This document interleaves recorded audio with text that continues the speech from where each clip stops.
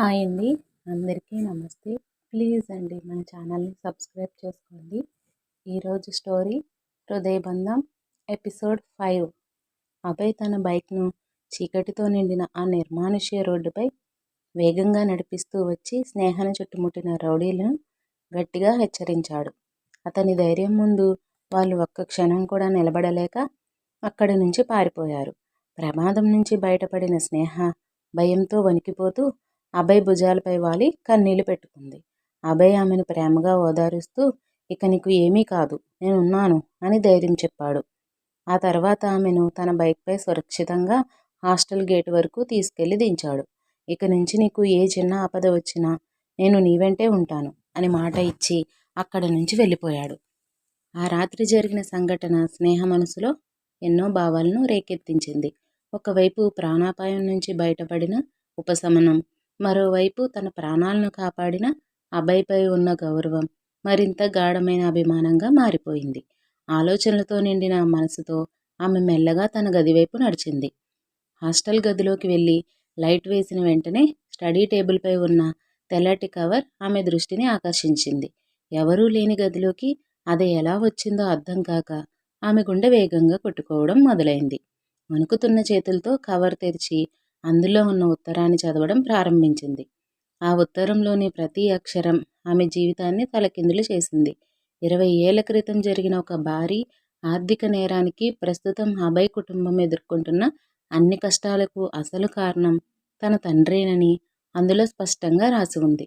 శత్రువు కూతురిగా ఉంటూ శ్రేయోభిలాషిలా ఆ కుటుంబంలో తిరుగుతున్నావు.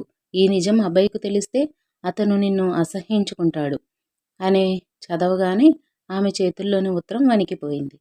అభయ్ తనపై అంతులేని నమ్మకం, ప్రేమ చూపిస్తుంటే తాను మాత్రం అతని శత్రువు కూతురిననే నిజం ఆమెను లోపల కుదిపేసింది.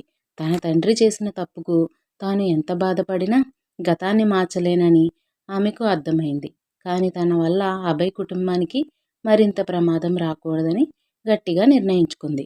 అభయ్ సార్, నన్ను క్షమించండి. నేను మీ జీవితంలో ఉంటే మీకు బాధే తప్ప సంతోషం ఇవ్వలేను అని మనసులో అనుకుంటూ తన కన్నీళ్లను తుడుచుకుంది. వెంటనే బట్టలు, అవసరమైన వస్తువులు ఒక చిన్న బ్యాగ్లో సర్దుకుంది. ఇక నిశ్శబ్దంగా వెళ్ళిపోవడమే సరైన నిర్ణయమని భావించి గది తలుపు మెల్లగా తెరిచింది. చీకటిగా ఉన్న కారిడార్లో అడుగు పెట్టబోతున్న సమయంలో ఒక్కసారిగా బరువైన అడుగుల శబ్దం వినిపించింది. ఆ శబ్దం దగ్గర పడుతుండడంతో ఆమె గుండె వేగంగా కొట్టుకుంది. భయంతో తలెత్తి చూసేసరికి ఎదురుగా అభయ్ నిలబడి ఉన్నాడు. అర్ధరాత్రి సమయంలో చేతిలో బ్యాగ్తో నిలబడి ఉన్న స్నేహను చూసి అభయ్ ఆశ్చర్యపోయాడు. స్నేహ, ఈ టైంలో బ్యాగ్తో ఎక్కడికి వెళ్తున్నావు అని గట్టిగా అడిగాడు. ఆమె మాత్రం ఒక మాట కూడా మాట్లాడలేక ఏడుస్తూ నిలబడిపోయింది. అప్పుడే టేబుల్పై ఉన్న ఉత్తరం అభయ్ కంట పడింది. దాన్ని తీసుకుని చదవడం ప్రారంభించాడు. అందులోని నిజాలు తెలుసుకున్న క్షణంలో అతని ముఖం మాడిపోయింది. ఇన్నాళ్ళు పవిత్రంగా భావించిన ప్రేమ వెనుక ఇంత పెద్ద శత్రుత్వం దాగి ఉందని తెలుసుకుని ఒక్క క్షణం రాతిలా నిలిచిపోయాడు. అయితే వెంటనే తనను తాను అదుపులోకి తెచ్చుకొని స్నేహ దగ్గరికి వచ్చాడు. మీ నాన్న ఏం చేశారో అది ఆయన చేసిన తప్పు. ఆ తప్పుకు నువ్వు బాధ్యురాలు కాదు. నువ్వు నిర్దోషివి స్నేహ. నేను నిన్ను ఎప్పటికీ ఆ తప్పుతో పోల్చను అని ధైర్యంగా చెప్పాడు. అభయ్ మాటలు విన్న స్నేహ మరింత కన్నీళ్లు పెట్టుకుంది. అదే సమయంలో హాస్టల్ గుమ్మం వైపు నుంచి గట్టిగా ఒక గొంతు వినిపించింది. అభయ్ అని. ఇద్దరూ ఒక్కసారిగా ఆ వైపు తిరిగి చూశారు. అక్కడ శారదా మేడం నిలబడి ఉన్నారు. ఆమె కళ్ళల్లో తీవ్ర ఆగ్రహం కనిపిస్తోంది. శత్రువు కూతురు మన కాలేజీలో గాని నీ గుండెల్లో గాని ఉండకూడదు అభయ్ అని ఆమె గట్టిగా చెప్పడంతో అక్కడ ఒక్కసారిగా నిశ్శబ్దం అలుముకుంది. శారదా మేడం నోట ఆ మాటలు వినగానే అభయ్, స్నేహ ఇద్దరు ఒక్కసారిగా షాక్కుకు గురయ్యారు. ఆ ఒక్క నిజం వారి ప్రేమను మాత్రమే కాదు, వారి జీవితాలనే పరీక్షించే తుఫాన్గా మారబోతుందని ఎవరికీ తెలియదు. శారదా మేడం గట్టిగా చెప్పిన మాటలతో ఆ హాస్టల్ గదిలో ఒక్కసారిగా నిశ్శబ్దం అలుముకుంది. అభయ్ ఆశ్చర్యంగా శారదా మేడం వైపు చూస్తూ నిలబడ్డాడు.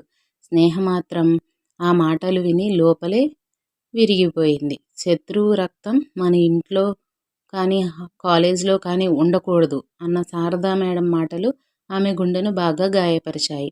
అభయ్ వెంటనే తేరుకొని, అమ్మా మీరు అలా అనడం తప్పు. తప్పు చేసింది స్నేహ కాదు, ఆమె తండ్రి. స్నేహ ఎప్పుడూ ఎవరికీ అన్యాయం చేయలేదు. ఆమె చాలా మంచి అమ్మాయి అని ధైర్యంగా చెప్పాడు. కానీ శారదా మేడం తన నిర్ణయం మార్చుకోలేదు. ఎవరి మంచివాళ్ళు ఎవరి చెడ్డవాళ్ళు అన్నది ఇప్పుడు నాకు అవసరం లేదు. మన శత్రువు కూతురు మాత్రం మన కాలేజీలో కానీ మన జీవితంలో కానీ ఉండకూడదు అని ఖచ్చితంగా చెప్పింది. అభయ్ మళ్ళీ ఏదో చెప్పబోతుండగా స్నేహ అతని దగ్గరకు వచ్చి కన్నీళ్లు తుడుచుకుంటూ, చాలు అభయ్ సార్, నా వల్ల మీ కుటుంబంలో ఎలాంటి గొడవలు రావద్దు. నేను వెళ్ళిపోవడమే మంచిది అంది. లేదు స్నేహ, నువ్వు ఎక్కడికి వెళ్ళవద్దు అని అభయ్ ఆమెను ఆపడానికి ప్రయత్నించాడు. స్నేహ మాత్రం చిన్నగా నవ్వే ప్రయత్నం చేస్తూ, మీ ప్రేమ నాకు చాలు సార్, కానీ నా వల్ల మీకు ఇబ్బందులు రావడం నేను చూడలేను అని చెప్పి తన బ్యాగ్ తీసుకుంది. అభయ్ ఆమె చేతిని పట్టుకోబోతుండగా శారదా మేడం అడ్డుగా నిలబడి, అభయ్ ఆమెను వెళ్ళనివ్వు అని గట్టిగా చెప్పింది. ఆ పరిస్థితిలో ఏం చేయాలో అర్థం కాక అభయ్ అలాగే నిలబడిపోయాడు. స్నేహ ఒక్కసారి వెనక్కి తిరిగి అభయ్ వైపు చూసింది. ఇద్దరి కళ్ళల్లోనూ కన్నీళ్లు మెరిశాయి. ఆ తర్వాత ఆమె మెల్లగా హాస్టల్ గేటు దాటి చీకట్లోకి నడుచుకుంటూ వెళ్ళిపోయింది. ఆమె కనిపించకుండా పోయే వరకు అభయ్ అలాగే చూస్తూ నిలబడ్డాడు. తన చేతుల మీదుగా తన ప్రేమ దూరమవుతుండడాన్ని చూసి అతని మనసు చాలా బాధపడింది. శారదా మేడం మాత్రం కోపంతో అక్కడి నుంచి వెళ్ళిపోయింది. మరుసటి రోజు ఉదయం కాలేజీ ఎప్పటిలాగే సందడిగా కనిపించింది. విద్యార్థులు నవ్వుకుంటూ క్లాసులకు వెళ్తున్నారు. కానీ అభయ్ మాత్రం తన క్యాబిన్లో ఒంటరిగా సైలెంట్గా కూర్చుని ఉన్నాడు. రాత్రి జరిగిన సంఘటనలే అతని మనసులో తిరుగుతున్నాయి. స్నేహ ఎక్కడ ఉందో, ఎలా ఉందో, సురక్షితంగా ఉందో లేదో అన్న ఆలోచనలే అతన్ని వదలలేదు.